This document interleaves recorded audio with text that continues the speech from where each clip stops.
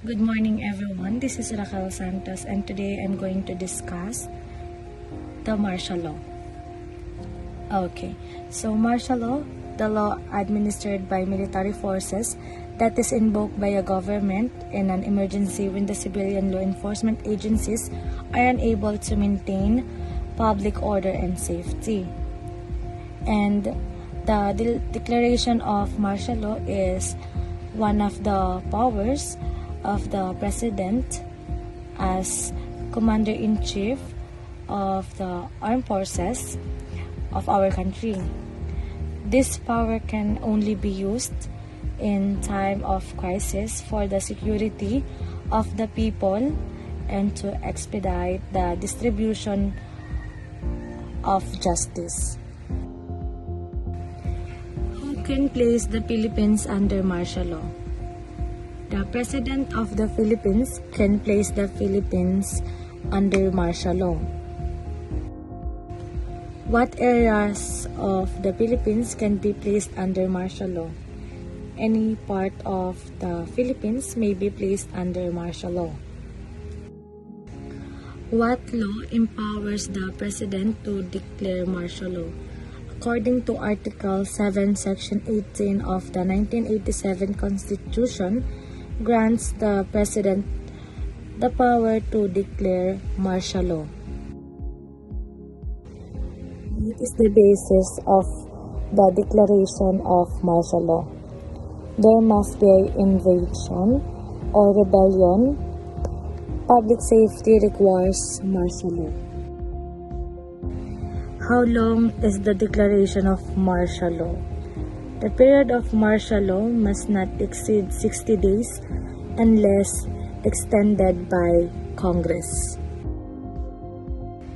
So, ano yung kailangan ng President pag nag-declare siya ng martial law? Okay, first, kailangan within 48 hours from the proclamation of martial law, kailangan niyang mag-submit ng report sa Congress in person or in writing. So, bakit nga ba kailangan mag-send pa ng report ng President sa Congress? Ano ba yung duty ng Congress?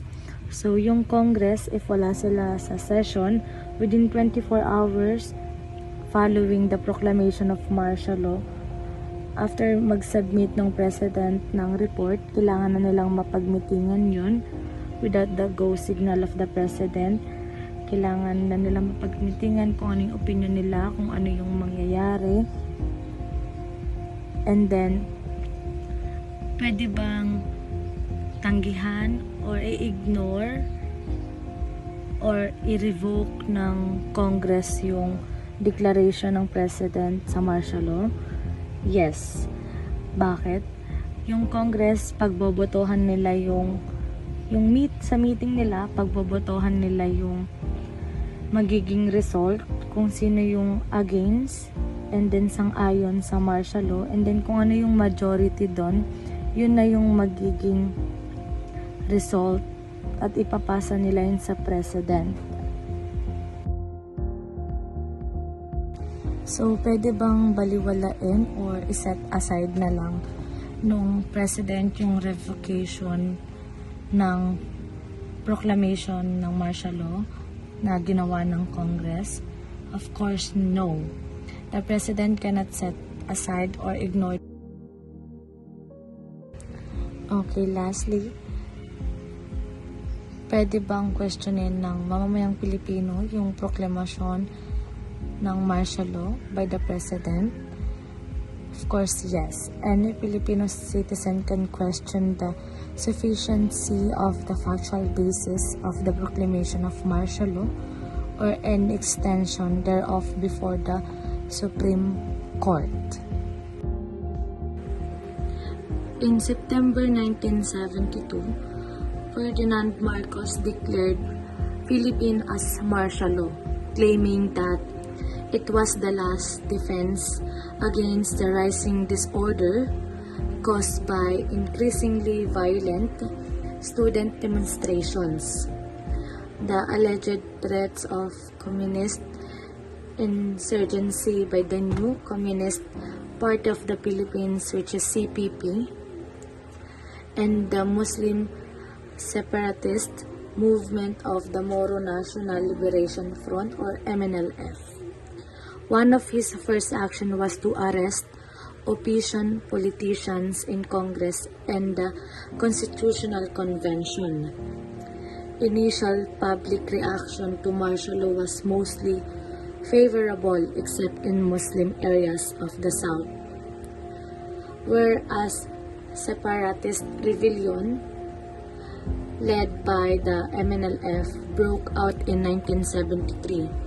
Despite half-hearted attempts to negotiate a ceasefire, the rebellion continued to claim thousands of military and civilian casualties. Communist insurgency expanded with the creation of the National Democratic Front, or NDF, an organization embracing the CPP and other communist groups. Under martial law, the regime was able to reduce violent urban crime, collection, unregistered firearms, and suppress communist insurgency in some areas. At the same time, a series of important new concessions were given to foreign investors, including a prohibition on strikes by organized labor and a land reform program was launched. In January 1973, Marcos proclaimed the ratification of a new constitution based on the parliamentary system. With himself as both president and prime minister, he did not, however, convene the interim legislature that was called for in that document.